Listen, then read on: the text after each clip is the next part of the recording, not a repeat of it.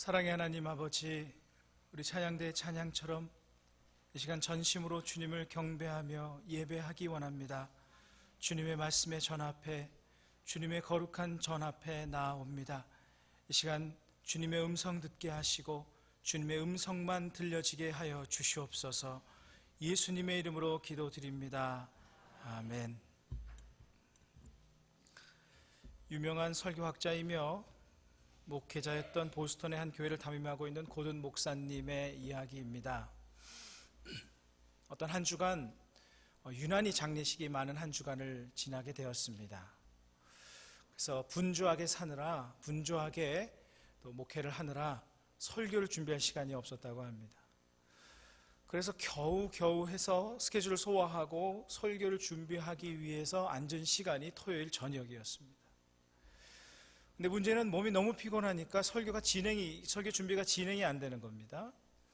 너무 피곤해서 잠깐 엎드려 자야지 하고선 잠깐 엎드렸다가 깼는데 주일 아침인 겁니다.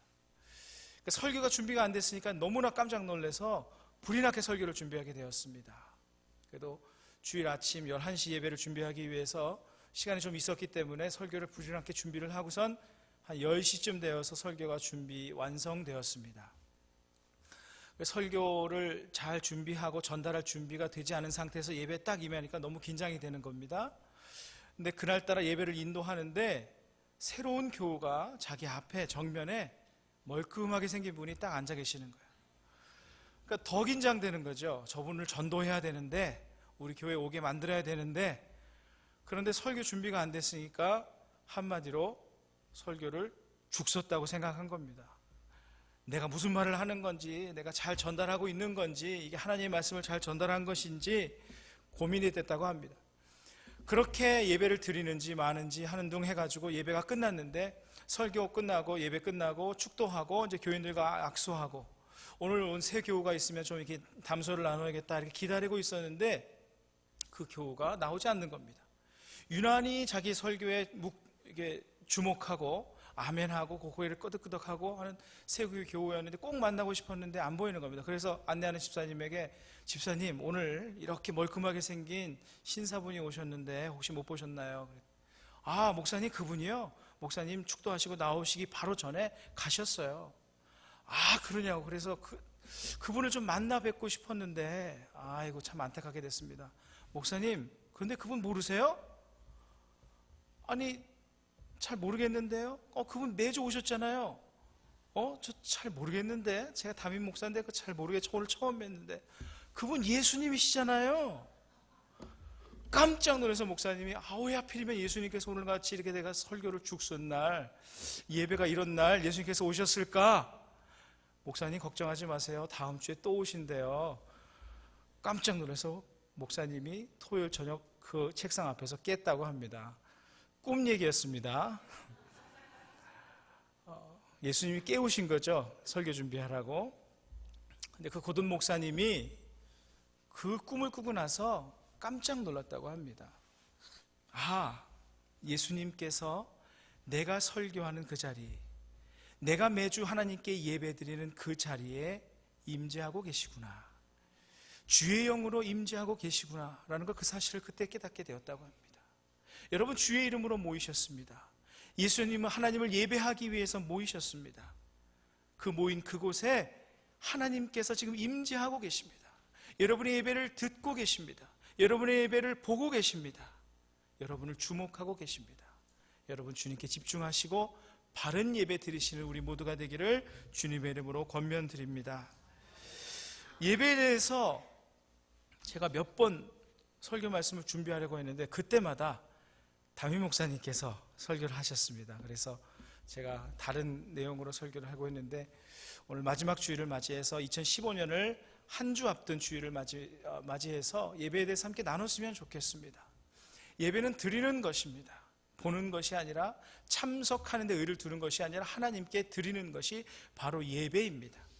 근데 우리가 더 중요한 질문은 예배가 무엇이냐는 겁니다. 예배를 왜 드리는 것인가? 여러분, 예배를 왜 드리십니까? 주일 예배 오셔서 자리에 딱 앉으시자마자 드리는 기도가 여러분 무엇입니까? 매우 중요한 질문입니다. 이것에 대해서 아시는 분들도 있으시겠지만 혹시 아시더라도 다시 한번 확인하시고 다시 한번 다짐하시고, 처음 들으시는 분은 예배에 대한 정확한 이해를 가지시고 2015년부터 드리는 이 예배 하나님께 바로 드려야겠다는 그런 마음가짐이 우리에게 있었으면 좋겠습니다. 먼저 구약의 예배를 잠시 살펴보면 예배의 구체적인 제정을 누가 하셨습니까? 하나님께서 하셨습니다. 그것을 무엇이라 부릅니까? 제사라고 부릅니다. 그 제사가 언제 제정되었느냐 하면 출애굽 사건 이후에 제정되었습니다. 여러분, 출애굽 사건을 영적인 사건으로 구원 사건입니다. 그래서 출애굽에서 나와서 광야 생활을 하는 것을 우리 크리스찬들이 구원받은 백성들이 구원받은 백성으로서 사는 삶이 광야 같다고 우리가 표현합니다. 그 광야를 지나 가나안에 들어가는 것을 우리가 구원받은 하나님의 백성들이 광야 생활을 지나 이 세상의 삶을 지나 하나님 나라에 들어가는 것, 곧 천국에 들어가는 그 사건으로 비유하고는 합니다. 그렇다면 이스라엘 백성을 출애굽시키신 그 목적, 이스라엘 백성을 애굽의 압제에서 구원시키신 목적, 그것이 중요합니다. 출애굽기 8장 1절에서 이렇게 기록하고 있습니다. 여호와께서 모세에게 이르시되 너는 바로에게 가서 그에게 이르기를 여호와의 말씀에 내 백성을 보내라, 출애굽시키라, 그들이 나를 섬길 것이니라. 내 백성을 출애굽시키라, 그들이 나를 섬길 것이니라 말씀하셨습니다. 여기서 섬길 것이라는 이 섬길 것이라는 말의 어원이 예배할 것이니라 라는 뜻입니다. 영어로 serve한다. 그 serve가 변하여 service, 오늘날 예배를 뜻하는 서비스가 되었습니다. 예배를 뜻하는 영어로 두 단어가 있습니다. worship과 service. service는 하나님을 섬기는 것입니다. worship은 worth와 ship입니다. 나의 가치와 나의 신분, 나의 존재 전체를 하나님 앞에 드리는 것, 그것이 worship입니다. 그래서 출애굽의 목적, 이스라엘 백성들을 구원한 그 목적이 하나님을 예배하기 위함이었던 겁니다. 출애굽기 8장 20절에서도 동일한 말씀을 하십니다. 여호와께서 모세에게 이르시되 아침에 일찍 일어나 바로 앞에 서라. 그가 물로 나오리니, 재앙이 시작되는 순간이죠. 그에게 이르기를 여호와의 말씀에 내 백성을 보내라, 그들이 나를 섬길 것이니라. 나중에 시간이 되시면 출애굽기를 쭉 읽어보시면은 재앙 때마다 하나님께서 모세에게 이렇게 말씀하십니다. 그들이 나를 섬길 것이니라, 그들이 나를 예배할 것이니라, 내 백성을 보내라, 그들이 나를 섬길 것이니라, 예배할 것이니라.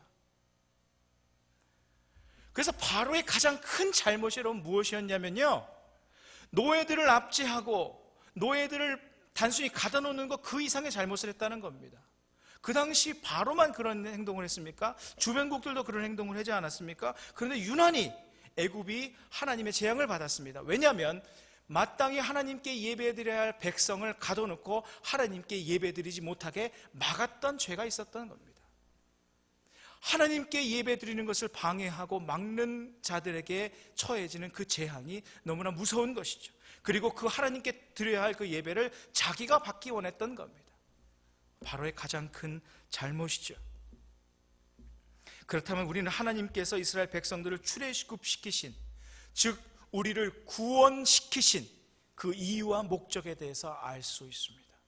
첫 번째 이유는 물론 하나님께서 사랑하시기 때문이지만 우리 편에 있어서 하나님께서 왜 우리를 구원하셨는가, 영적으로는 하나님께서 우리에게 구원을 주시기 위함이요, 우리의 이 삶적으로는 우리의 삶을, 이 신앙생활을 함에 있어서는 하나님께 예배 드리기 위함입니다. 그래서 광야 생활을 시작할 때 하나님께서 주신 것이 무엇입니까? 십계명과 제사법입니다. 하나님의 말씀에도 이렇게 살아라, 그리고 이렇게 예배하라. 왜 광야 생활의 그 예배법을 하나님께서 주셨을까요?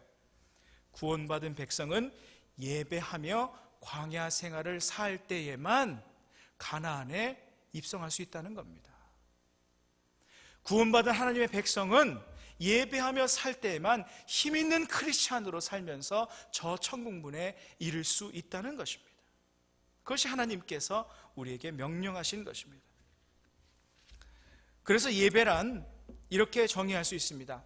하나님의 구원의 은혜, 하나님의 구원의 은총, 그분의 사랑의 계시가 있고 그 사랑의 계시, 그 구원의 은총을 경험한 우리들의 응답, 즉 하나님의 은혜, 우리를 구원하신 십자가의 은혜와 우리가 하나님의 그 사랑에 대해 응답하는 그 응답이 만나는 현장, 그것이 예배의 현장입니다. 몇몇 교단의 예배학자들은 예배를 이렇게 정의하고 있습니다. 개혁교단의 존 버카트라는 분은 예배란 하나님께서 우리를 위하여 행하셨고 행하시고 계시고 앞으로 행하실 일에 대한 우리의 잔치적인 응답이다. 즉 하나님께서 먼저 우리를 위하여 행하셨고 행하시고 계시고 행하실 일들에 대한 우리들의 응답, 하나님의 은혜가 있고 우리의 응답이 만나는 장소라는 겁니다. 한 장로교 예배학자는 이렇게 정의합니다. 기독교 예배는 예수 그리스도 안에서 자기 자신을 보여주신 하나님의 계시와 사랑에 대한 인간의 응답이다. 똑같은 내용이죠. 예배학을 한국에 처음으로 들여온 정장복 한일장신대 총장 정장복 교수는 예배란 피조물인 인간이 하나님의 구원의 역사와 수많은 은총에 감격하여 그 하나님을 경외하고 찬양하고 감사하며 봉헌하려는 피조물의 응답적인 행위이다. 똑같습니다. 하나님의 은혜가 있고 그 은혜를 경험한 하나님의 사람들이 하나님 앞에 나와 응답하는 것, 그 은혜에 감사하고 또 봉헌하고 그 은혜에 감사함으로 기도하고 하나님을 찬양하는 행위, 그것이 바로 예배입니다. 그래서 마틴 루터는 이렇게 예배를 적용하였습니다. 자신을 구원하신 그 은혜에 대해 터져 나오는 첫 번째 반응이 예배이다. 아, 하나님께서 나를 구원하셨구나, 이 놀라운 하나님의 은혜 감사합니다 하는 그 순간 예배가 시작된다는 거예요. 그렇다면 그 예배를 할 수 없는 사람들은 예수님을 모르는 사람들이겠죠. 예배가 성립되기 위해서는 두 가지가 반드시 있어야 합니다. 하나님의 은혜를 영접하는 순간이 먼저 있어야 합니다. 그리고 그 하나님의 은혜에 반응하는 것, 그 두 가지가 있어야 됩니다. 예배에 감격이 없는 것은 두 가지 중 하나입니다. 하나님을 모르는 불신자이든지 아니면 예수님을 알고 하나님을 알고 그 은혜를 경험했는데 내 안에 감격이 사라졌든지. 그렇다면 예배의 성패는 누구에게 달린 겁니까? 이 예배가 실패하고 성공하고는 누구에게 달린 것입니까? 나를 구원하셨고 나의 삶을 지금도 돌보시고 계시며 나의 삶을 책임지고 인도하실 그 하나님에 대한 믿음의 응답은 누가 해야 되는 겁니까? 내가 해야 되는 겁니다. 예배의 성패는 나에게 달린 것입니다. 우리 한번 따라해 보시겠습니다. 예배의 성패는 나에게 달린 것입니다. 그렇습니다. 이 감사와 감격의 응답을 하지 못하는 것은 내 책임입니다. 여러분 생각해 보십시오. 예배 인도를 아무리 잘하고 설교를 아무리 잘한다고 할지라도 내 안에 예수 그리스도의 사랑에 대한 감격과 감사가 없다면 그 사람은 예배 드린 것이 아닙니다. 그 사람은 예배에 실패한 것입니다. 하지만 설교가 매끄럽지 못하고 예배가 매끄럽게 진행되지 못한다고 할지라도 내 안에 여전히 살아계셔서 역사하시는 그 하나님에 대한 감사와 감격, 나를 구원하신 그 하나님에 대한 감사와 감격이 있다면 그 사람은 예배 드린 사람입니다. 제가 이전에 뉴저지에서 사역할 때 한 권사님, 임시성을 가신 권사님의 이야기입니다. 제가 부임해서 찬양 인도를 하는데 한 달 내내 찬양 못하시고 한 달 내내 우시는 겁니다. 울기만 하시는 거예요. 근데 그 권사님이 어떤 분이셨냐면 소위 2대 나온 권사님이었습니다. 지성 중에 지성이셨습니다. 그래서 예배만 딱 끝나면 목사님 방으로 따라가셔서 목사님 이 설교가 맞습니까? 따지시던 분이었습니다. 이게 하나님의 말씀이 맞습니까? 목사님 제대로 전달하신 겁니까? 따지시는 권사님이었어요. 근데 그분 안에 하나님의 예배에 대한 그 감격이 회복되면서 그 모든 것이 사라지셨다고 고백하시는 거예요. 대신에 목사님께서 하시는 그 말씀이 그냥 하나님의 말씀으로 들려지더라는 겁니다. 하나님 나를 구원해 주셔서 감사합니다. 그래서 다른 사람들은 감격하지 못하는데, 다른 사람들은 거기서 그렇게 감동하지 못하는데, 그분은 늘 울며 하나님께 예배드리는 거예요. 하나님, 나를 구원하신 은혜 감사합니다. 매번의 예배를 그렇게 성공적으로 드리는 분이셨습니다. 예수님께서 예루살렘으로 가시던 길에서 한센병에 걸린, 옛날 말로 문둥병이죠, 한센병에 걸린 10명의 병자들을 만나게 됩니다. 예수님께서 그들을 제사장에게 보냈죠. 그리고 가던 길에 고침을 받았습니다. 그런데 10명을 만났는데 10명 다 고침을 받았는데 그 중에 한 명만 돌아옵니다. 한 명도 이스라엘 사람이 아니라 사마리아 사람이죠.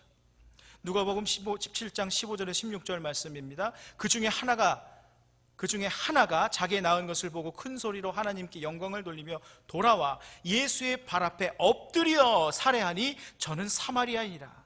여기서 여기 16절에서 엎드리어로 쓰인 헬라어 프로스키네오는 앞으로 엎드리다, 프로라는 것은 앞으로 엎드리다는 뜻입니다. 프로스키네오, 앞으로 엎드려, 이것이 예배하다는 말입니다. 그러니까 자기를 구원하시고 자기를 고쳐주시고 자기의 삶을 어루만지신 그 하나님 앞에 나와서 엎드려 감사드리고 영광을 올려드리는 그 행위가 바로 예배라는 뜻입니다. 단순히 엎드리는 것이 아닙니다. 그냥 엎드리는 것이 아니라 의식적으로 그냥 습관에 따라 엎드리는 것이 아니라 감격에 엎드림입니다. 슬픈 사실은 17절이죠. 예수께서 대답하여 가라사대 10사람이 다 깨끗함을 받지 아니하였느냐? 그 9은 어디 있느냐? 오늘날 예배 현장에 적용해 보면요, 10사람이 다 구원을 받지 않았느냐? 내가 너희를 다 구원하지 아니하느냐? 그 9은 왜 예배드리지 아니하느냐? 10사람이 구원을 받았는데 왜 한 사람만 감격하느냐? 9은 왜 감격하지 못하느냐? 내가 너희를 향한 그 구원의 삭시 그렇게 적은 것이냐? 한탄하시는 거죠. 이슬람 사람들 아시죠? 하루에 몇 번씩 하나님께 엎드립니다. 그런데 그들의 예배와 우리의 예배가 다른 것이 무엇입니까? 우리는 예수 그리스도의 피 묻은 십자가의 사랑에 대한 감사로 드리는 예배자들입니다. 그런데 슬픈 사실은 그렇지 않은 이슬람인들보다 우리의 열성이 적을 때가 많다는 겁니다. 아직도 이 유태인들은 출애굽시켜주신 그 수천 년 전 일들을 기억하면서 하나님께 예배드립니다. 그런데 우리는 살아계신 하나님의 아들 예수 그리스도께서 피로 값주고 산 생명을 가진, 영원한 생명의 영생을 가진 하나님의 백성들인데 그들보다 더 철저하고 그들보다 더 준비되고 더 정성 들인 예배를 드리고 있습니까? 사랑하는 성도 여러분, 하나님께서 우리를 구원하시고 우리의 삶을 인도하시고 우리의 삶에 동행하시는 그 구원자 하나님을 찬양하고 그 구원자 하나님께 예배드리는 그 구원의 감격을 여러분 회복하셔야 합니다. 예수님께서 첫사랑의 감격을 회복하라고 하셨어요. 그 첫사랑의 감격이 무엇입니까? 하나님께서 죽어가는 나를 살려주셨구나. 지옥으로 끌려가는 나를 살려주셨구나. 저 지옥불의 고통으로부터 나를 구원하여 주셨구나. 감사합니다. 그 감격이 오랜 예배 생활 동안에 식어졌단 말이에요. 그것을 회복하라는 거예요. 근데 그것이 어디서 회복됩니까? 여러분 어디서 회복하시겠어요? 물론 영적인 체험으로 개인적으로 회복될 수 있지만 어디서 회복될 수 있겠습니까? 하나님께서 내게 베풀어 주신 그 구원의 감격을 찬양하고 예배하는 그 순간, 어느 순간입니까? 예배 현장에서 회복돼야 돼요. 그 예배 현장의 회복이 우리의 첫사랑의 회복이에요. 그 첫사랑의 회복이 되는 순간 하나님께서 그 촛대를 옮기시지 아니하시고 그 촛대로 우리의 예배당을, 우리의 교회당을, 우리 예입부 교회를 환하게 비추실 줄로 믿습니다. 오늘 본문 말씀의 배경은 오늘 요한복음 4장 23절 24절 읽으셨죠? 사마리아 여인과 예수님의 만남입니다. 사마리아인은요, 이방인처럼 천시했던 사람들입니다. 왜냐하면 전쟁 시에 이스라엘과 남유다가 침략되었을 때 사마리아인들은 혼혈, 그러니까 이방인의 피가 섞였다고 해서 온갖 멸시를 받았던 사람들입니다. 게다가 이 사람은 여인입니다. 용서하고 들으십시오. 2000년 전에 여인은 수에 치지 않았습니다. 오병이어의 기적 때 5,000명, 7,000명, 칠병이어의 7,000명. 그때 여인과 아이들은 카운트하지 않았습니다. 그러니까 사람으로 카운트하지 않았다는 거예요. 게다가 이 여인은 정결한 삶도 살지 않았습니다. 도덕적으로 깨끗한 여인이 아니었습니다. 요한복음 오늘 23장 23절 24절에 그 앞절에 보시면 18절에서는 내가 남편이 5이 있었으나 지금 있는 자는 내 남편이 아니니 내 말이 참되도다. 지금 6번째 남자와 살고 있다는 겁니다. 부도덕한 사람이죠. 이방인이며 여인이며 부도덕한 사람입니다. 죄인 중에 죄인으로 정죄받던 사람입니다. 중요한 사건은 예수님께서 이 여인을 찾아가신 겁니다. 이 여인에게 말을 거신 겁니다. 그 여인의 상처를 어루만지시고 회복시키셨습니다. 회복된 이 여인이 나가서 예수님에 대하여 떠들고 다니기 시작합니다. 전도지요. 이것이 하나님의 사랑이며 예배의 시작점입니다. 그리고 이 여인과의 대화를 통하여 위대한 예수님의 말씀, 모든 말씀이 다 위대하지만 위대한 예수님의 말씀이 선포되지요. 예배에 대한 예수님의 말씀이 선포됩니다. 이 기독교와 다른 종교의 차이입니다. 다른 종교들은 하나님을 찾아갑니다. 하나님을 찾아가고, 물론 우리가 믿는 하나님이 아닌 경우가 많죠. 신을 찾아갑니다. 그런데 우리가 믿는 하나님은 먼저 찾아오셨습니다. 거기가 예배의 출발점이 되는 겁니다. 이 예수님을 만났을 때 예수님이 하나님의 사람임을 깨달은 사마리아 이 여인이 예수님께 던진 질문이 있습니다. 이 사마리아 여인은 뭔가에 갈급했나 봅니다. 예수님임을 알게 되자마자 첫 질문이 예배에 대한 질문이었습니다. 19절, 20절 말씀입니다. 여자가 가로되 주여 내가 보니 선지자로소이다. 하나님의 사람임을 알게 된 것이죠. 우리 조상들은 이 산에서 예배하였는데 당신들의 말은 예배할 곳이 예루살렘에 있다 하더이다. 이게 무슨 질문이냐면요, 우리 조상들은 이 산에서 예배하였는데 우리 사마리아인들은 지금 예배할 곳이 없습니다. 이방인 취급을 받았던 사마리아인들이 예루살렘 성에 들어오지 못하게 막았다는 거예요. 너희는 부정한 사람들이다, 불결한 사람들이다, 이방인이다. 예배 드릴 장소를 박탈당했다는 거예요. 그러니까 예배 드리고 싶어도, 하나님의 사랑을 찬양하고 싶어도 예배 드릴 장소가 없으니까 그들은 예배 드릴 수가 없는 것이었습니다. 여인의 질문은 이것이었습니다. 예수님, 우리는 어디서 예배를 드리면 되겠습니까? 예수님, 우리는 무엇으로 예배하면 되겠습니까?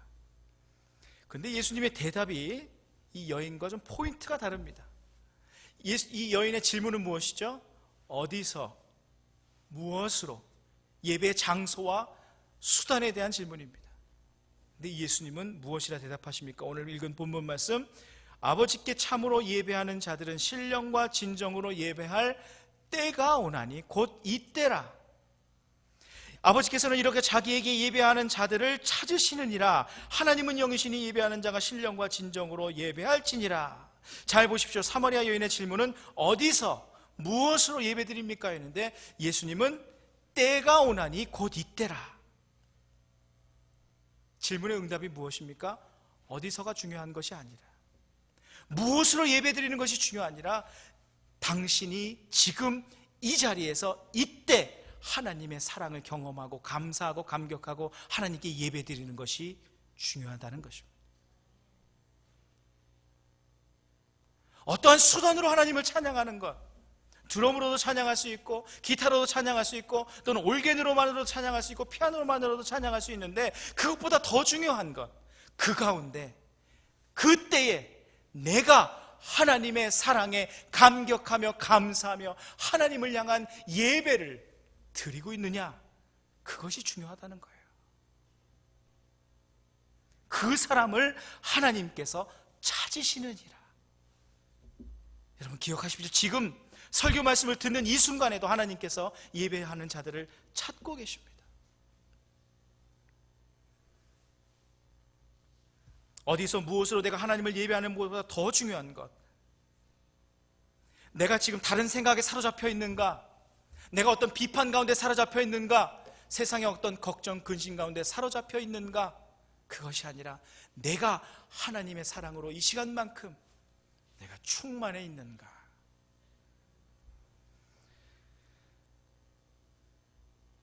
그래서 매주 이 전에 도착했다 할 때마다 여러분 어떤 기도를 드리셔야 하냐면요, 하나님 나를 구원하여 주신 그 은혜 감사드립니다. 제가 이 예배의 의미를 깨닫고 나면서부터 그렇게 기도를 바꾸기 시작했습니다. 하나님 나를 구원하신 그 구원의 은혜 감사드립니다. 그 은혜에 감격하여 감사하며 하나님 예배드리게 하여 주십시오. 그렇게 한 번, 두 번 예배 이렇게 기도하고 나면 여러분 그 감격이 사라질 것 같으시죠? 근데 저 같은 경우는 사라지지 않더라고요. 드릴 때마다 감사하더라고요. 나를 구원하신 그 은혜. 우리 믿음의 선조들은 이 예배드림에 자신의 생명을 걸었습니다. 여러분 구약 성경을 잘 읽어보시면 예배에 생명 건 사람들을 하나님께서 지켜주셨어요. 다니엘이 그러했습니다. 다니엘의 세 친구들도 그러했지요. 예배하면 딱 떠오르는 왕이 누가 있습니까? 다윗 왕. 하나님께 찬양 드리고 예배 드리는데 자신의 모든 것을 걸고 체면도 다 내려놓고 하나님을 향한 어린아이처럼 찬양하며 예배했던 사람이 다윗 왕 아니겠습니까? 그 참된 예배자의 아들 솔로몬이 전무후무한 복을 받게 되지요. 예배자들에게 하나님께서 이렇게 복을 내려주십니다. 우리 한국의 우리 조상들은 어떻습니까? 일제치하에서도 예배를 지키기 위해서 하나님만 예배하겠습니다. 내가 신사에 참배하지 않겠습니다. 하나님께만 예배하겠습니다. 나를 구원하신 그 십자가의 사랑을 저버리지 않겠습니다. 생명을 걸었던 우리 조상들은 어떻습니까? 제게 가장 많은 영향력을 끼치셨던 주승준 교수님이 계십니다. 그분의 할아버지가 주기철 목사님이십니다. 그분의 간증을 들은 적이 있는데 그분께서는 순교의 삶을 사셨지만 주기철 목사님 그리고 그 주기철 목사님의 첫 번째 아들까지 순교의 삶을 사셨다고 합니다. 순교의 삶을 사셨는데 하나님께서 그 자녀들을 어떻게 책임지시고 어떻게 복을 내리셨는지에 대해서 제가 조목조목 듣게 될 때 너무나 깜짝 놀랐습니다. 물질적으로 뿐만 아니라 영적으로 형통하는 복.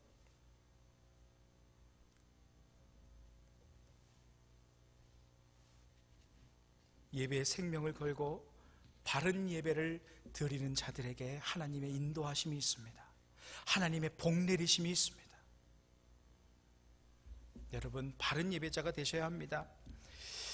2차 세계대전이 한창일 즈음에 포로들을 수용했던 곳이 있습니다. 여러분 아시죠? 아우슈비츠라는 감옥입니다. 생체 실험까지 했던 아주 끔찍한 극악무도한 장소가 바로 이 장소입니다. 그런데 이 독일 사람들이 한 가지 골치 아팠던 것이 있는데 그것은 뭐냐면 탈옥이었습니다. 너무 끔찍하니까 포로들이 다 탈출하려고 시도하는 겁니다. 그러다가 걸리면 생명을 걸고 탈출하다가 걸리면 사형을 당하고 또는 탈출하고. 그래서 한 가지 어떤 룰을 세웠는데 10명씩 한 방에 집어넣고 그 중에 한 명이라도 탈옥을 하면 9명을 사형시키는데 9명을 그냥 사형시키는 것이 아니라 지하 감옥에 집어넣고 아무것도 주지 않는 아사 감옥을 만드는 것이었습니다. 아사란 굶겨 죽이는 겁니다. 그러니까 마지막 호흡이 멎는 그 순간까지 아무런 음식도 물 한 방울도 주지 않고 그냥 그 죽음의 고통을 고스란히 느끼게 하는 그런 끔찍한 형벌이었습니다. 그런데 어느 날 한 포로가 탈옥하게 됐습니다. 9명이 그 방에 남았잖아요. 룰대로 그 9명의 포로들을 지하 감옥, 아사 감옥으로 끌어가게 되었습니다. 막 극렬하게 반항을 해도 때리고 구타하면서 그들을 데려가려고 합니다. 그런데 그 중에 유난히 극렬하게 반응을 하는 한 폴란드 포로가 있었습니다. 프란체스코라는 이름의 중사였습니다. 극렬히 저항했습니다. 제발 저를 살려주십시오. 저에게는 먹여 살려야 할 처자식이 있습니다. 처자식이 제가 없으면 다 죽고 맙니다. 아무리 사정을 하고 울부짖으며 소리를 질러도 소유 눈 하나 깜짝하지 않습니다. 그렇게 끌려가는데 맞으면서 끌려가는데 그 옆방에서 한 사람이 크게 소리를 지릅니다. 이봐요 간수 양반, 그렇게 사정하는데 내가 대신 아사 감옥으로 끌려갈 테니 나를 대신 처형하고 저 사람을 좀 살려주시오. 그러니까 간수가 너무나 어이가 없어서 아니 세상에 대신 죽겠다고 하는 포로가 다 있나. 그 소리를 지른 사람이 바로 콜베라고 불리는 그 2차 세계대전에서 존경받는 한 사람 중에 하나인데요, 콜베라는 이름의 신부였습니다. 그러니까 간수가 한참을 생각하다가 그 콜베 신부의 제안을 수용했습니다. 그래서 콜베 신부를 아사감옥으로 8명과 함께 들여보내고, 그리고 그 프란체스코 중사를 콜베 신부가 있던 방으로 집어넣습니다. 그 신부는 끌려갔고 40일 동안 죽지 않자 독일군이 독극물로 처형했다고 합니다. 종전이 되고 전쟁이 끝나고 이 콜베 신부의 희생적인 죽음을 기념하는 예식이 있었습니다. 그곳에, 그 장소에, 그 순간에 꼭 와야 되는 사람이 누구입니까? 프란체스코 중사입니다. 예수 그리스도께서 나를 위해 죽으셨습니다. 그분을 예배하고 그분을 찬양하는 그 시간에, 그 장소에, 그 순간에 앉아 있어야 될 사람 누구입니까? 우리 자신 아니겠습니까? 만약에 그 프란체스코 중사가 내가 바쁜 일이 있으니 좀 못 가겠습니다 변명했다면 얼마나 파렴치한 사람입니까? 바쁜 일이 어떻게 있을 수가 있습니까? 어떻게 그것보다 더 중요한 일이 있을 수가 있겠습니까? 우리가 하나님 앞에 예배 드리는데 이것보다 더 중요하고 더 바쁜 일이 어디 있습니까?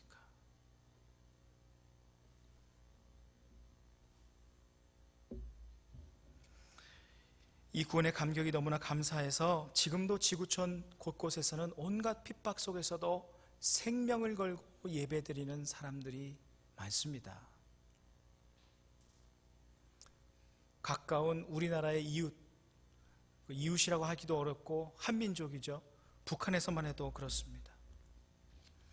제가 오래전 들은 이야기지만 지금도 동일한 일들이 일어나고 있다고 합니다.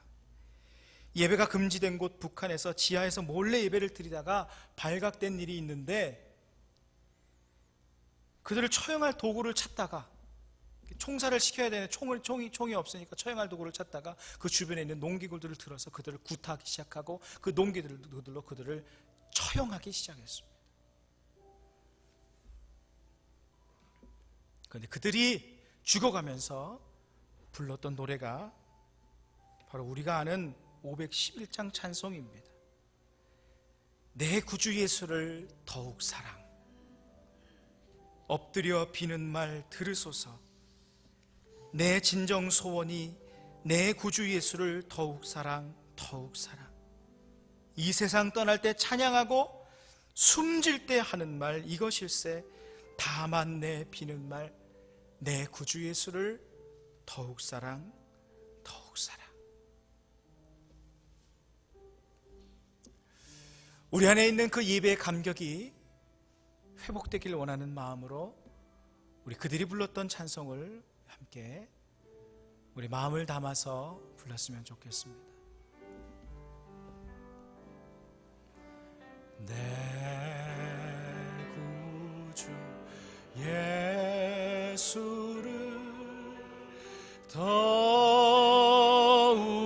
사랑,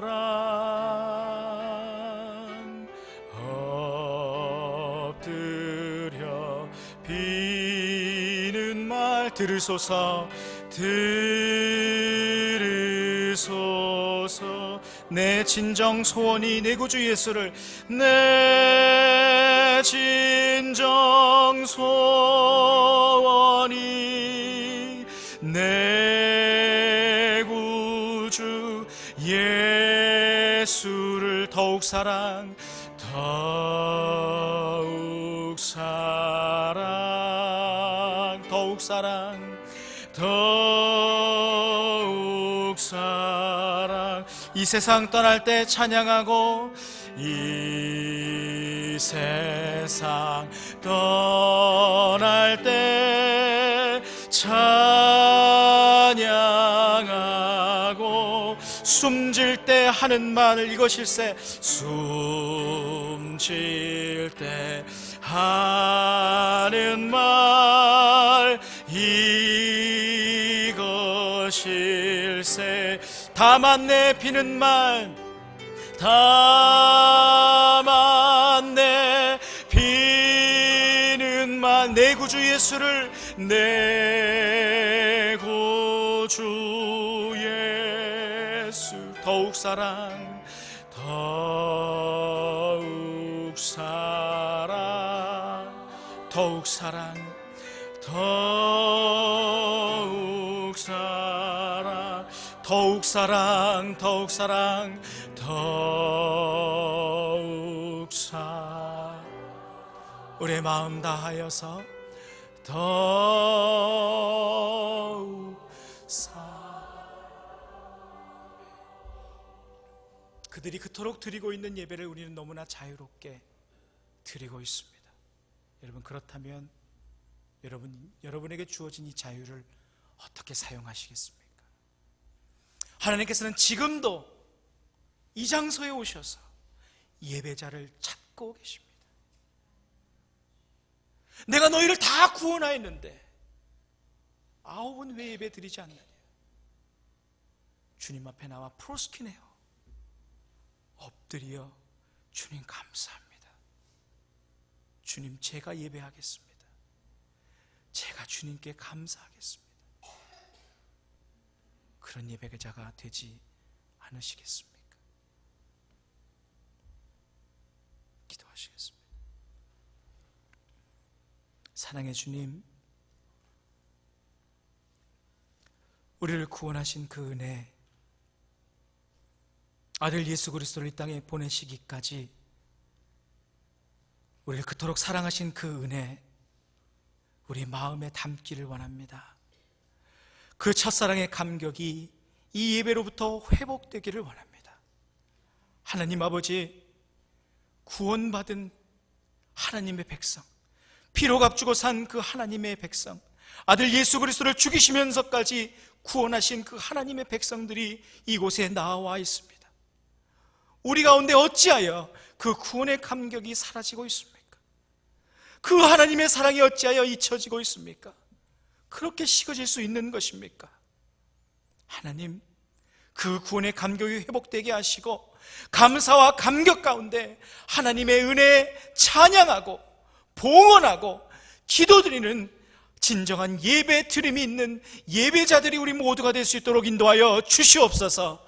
2015년부터 첫 주일부터 드리는 그 예배가 하나님께 드려지는, 하나님께서 찾으시는 예배자들을 마음껏 찾으실 수 있는 이 장소, 이 예배당 되게 하여 주시옵소서.